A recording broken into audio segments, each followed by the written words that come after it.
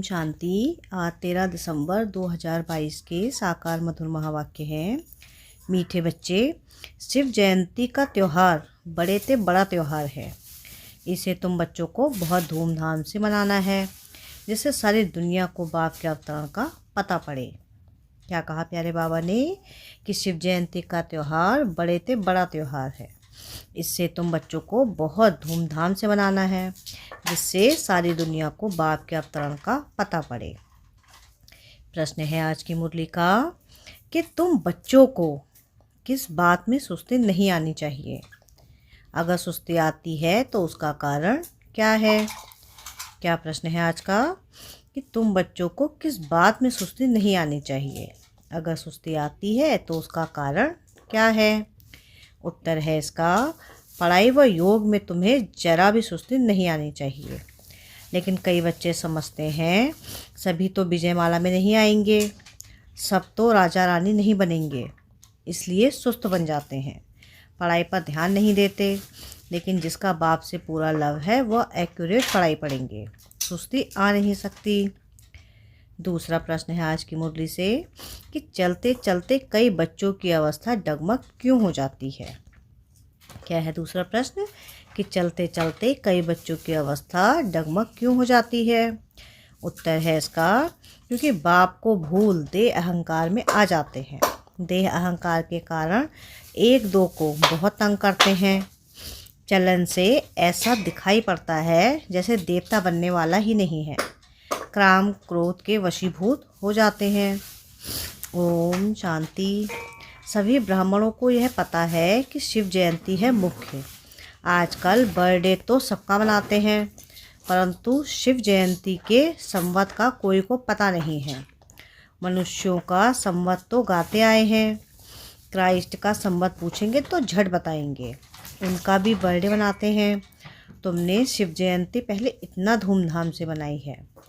अब बच्चों को विचार चलाना है कि दुनिया को कैसे पता पड़े, क्योंकि अब शिव जयंती आने वाली है। तो ऐसा धूमधाम से जयंती मनाओ जो सारी दुनिया को पता पड़ जाए। मेहनत करनी है। सब बच्चों को मालूम कैसे पड़े कि सारी दुनिया का जो क्रिएटर है उसकी जयंती है, वह इस समय यहाँ है। बच्चों को मालूम कैसे पड़े। अखबारें तो बहुत छपती हैं, उनको कहा जाता है एडवर्टाइजमेंट, जिससे नाम मशहूर हो। अखबार का खर्चा भी बहुत होता है। अब शिव जयंती का तो सबको मालूम पड़ना चाहिए। तुमको सारी दुनिया का ओना रखना है, बाप का परिचय सबको देना है। गाया भी हुआ है कि बच्चों ने घर घर में बाप का संदेश पहुंचाया है कि बाप आया है। जिसको वर्षा लेना हो तो आकर लो, परंतु लेंगे वही जिन्होंने कल पहले लिया होगा। आत्मा तो जानती है अब सबको मालूम पड़ेगा, तो आ जाएंगे, क्योंकि और धर्मों में बहुत कन्वर्ट हो गए हैं। तुम भी अपने को देवी देवता थोड़े ही समझते थे, शूद्र धर्म में थे। अब तुमको बाप ने समझाया है, तुम अब समझ सकते हो कि हमको कौन पढ़ाते हैं। फिर भी घड़ी घड़ी भूल जाते हैं, जिस कारण उन्हों की अवस्था भी ऐसी ही रहती है। देवता बनने के जैसे लायक ही नहीं बनते हैं। काम का भूत व देह अभिमान का भूत होने से बाप को याद नहीं कर सकते। देही अभिमानी जब बने तब बाप को याद करे, बाप के साथ लव भी रहे और पढ़ाई में भी एक्यूरेट रहे। यह बहुत वैल्यूबल ज्ञान रत्न है, जिसका बहुत नशा रहना चाहिए। जिस्मानी पढ़ाई में भी रजिस्टर रहता है, उसमें मैनर्स भी दिखाते हैं। गुड, बेटर और बेस्ट यहाँ भी ऐसे हैं। कोई तो बिल्कुल कुछ भी जानते नहीं हैं, भल बच्चे बने हैं, बाप के पास रहे पड़े हैं, तो भी कईयों के घर में रहने वालों की चलन अच्छी होती है, फिर भी सर्विस करते हैं। मुख्य बात है सर्विस की। विजयमाला में भी वही पिरोएंगे, बाकी तो प्रजा बनेंगे। प्रजा तो बहुत बनती है। कोई बड़े घर में जन्मता है तो उसको सब बधाइयाँ भेजते हैं, बाकी दुनिया में तो बहुत जन्मते रहते हैं। तुम तो बाप के वारिस बने हो, तो उस बेहद के बाप का जन्मदिन तो मनाना चाहिए। धूमधाम से त्रिमूर्ति शिव जयंती मनानी है। क्या करे जो बहुतों को मालूम पड़े। यह फुरना रहना है ना किस प्रकार की सर्विस करें जो हमारे कल्प पहले वाले ब्राह्मण कुलभूषण फिर से आ जाए। युक्तियाँ रची जाती हैं। बाप कहते हैं सिवाय अखबार के तो मुश्किल है। युक्तियाँ रची जाती हैं। बाप कहते हैं सिवाय अखबार के तो मुश्किल है। अखबार सब तरफ जाती है। अखबार के 2-4 पेज लेना पड़े। जब सिल्वर जुबली बनाते हैं तो अखबार में 2-4 पेज ले लेते हैं। अब वह तो कॉमन पाई पैसे की सिल्वर जुबली बनाते हैं।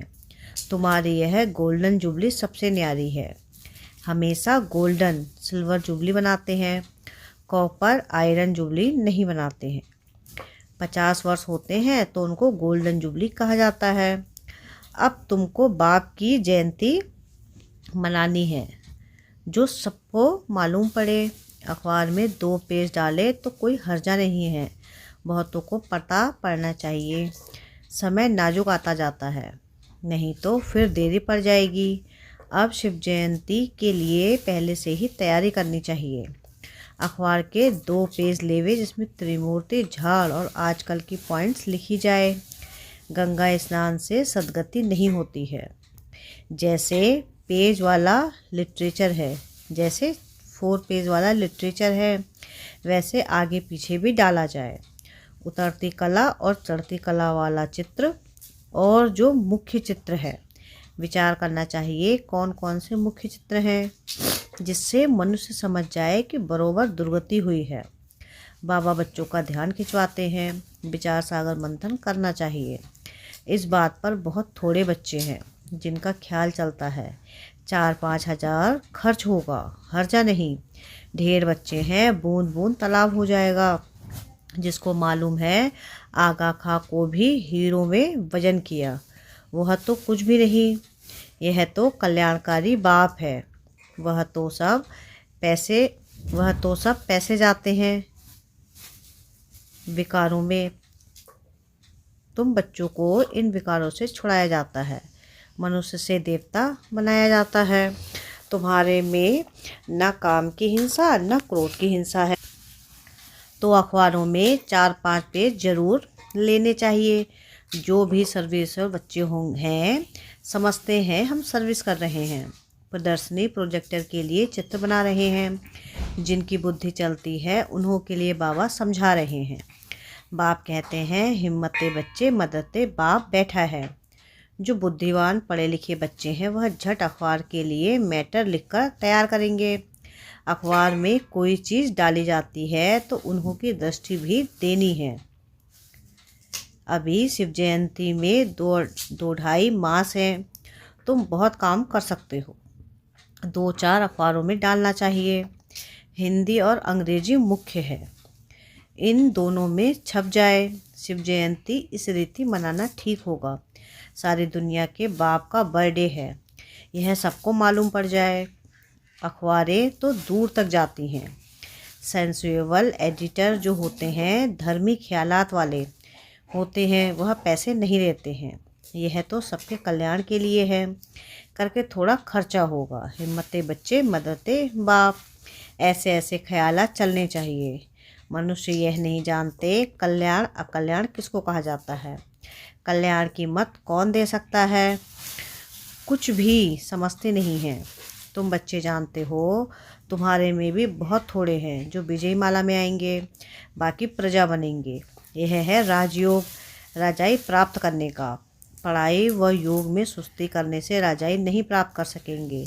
लिमिट है, इतने राजाएं बनते हैं, जास्ती बन ना सकें। जो अच्छी ख्यालात वाले होंगे उनको झट पता लग जाएगा कि यह राजाई कुल में आ सकता है व नहीं। तो अब सेंटर्स पर राय निकालते हैं। बड़े बड़े दुकान बाबा के बहुत हैं।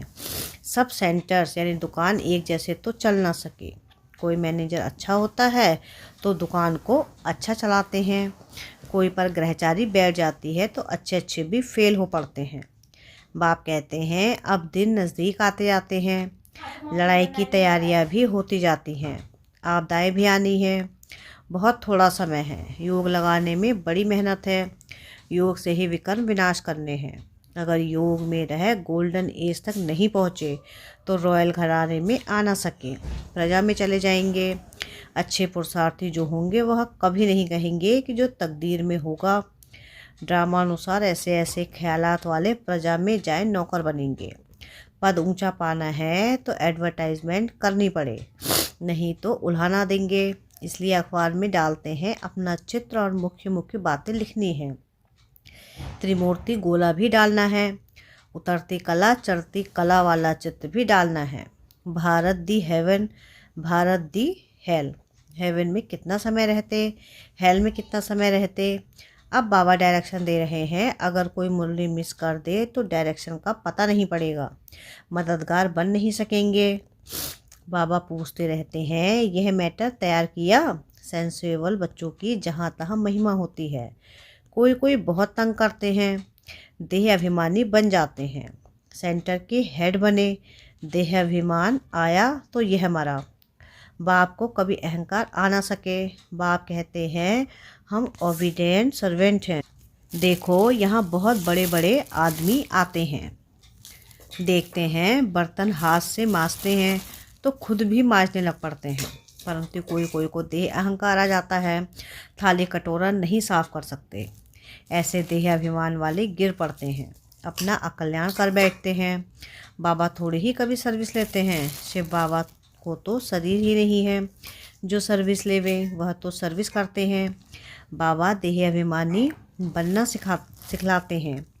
माँ बाप को बच्चे कभी अलाउ नहीं करेंगे कि बर्तन मांजें, परंतु माँ बाप से रीस नहीं करनी चाहिए। पहले माँ बाप जैसा बनना चाहिए। पढ़ते तुम्हारे साथ वह भी हैं, परंतु कायदे अनुसार साक्षात्कार होता जाता है कि पहले नंबर में यह पास होते हैं। सर्विस का बहुत शौक़ रखना है। घर घर में गीता पाठशाला खोलनी है तो वृद्धि होती जाएगी। लिख देना चाहिए, आओ तो तुमको अपने पारलौकिक बाप का परिचय दें। बेहद के बाप से बेहद का वर्षा कैसे मिलता है वह आकर समझो। 1 सेकंड में जीवन मुक्ति कैसे मिल सकती है। कोई ऐसा बुद्धिमान है नहीं जो समझ सके। तुम्हारे में भी हड्डी ज्ञान बहुत थोड़ों में है। जिसको ज्ञान का नशा चढ़ा हुआ है वह अपनी राय निकालते रहते हैं। स्लोगन की समझानी भी लिखनी पड़े।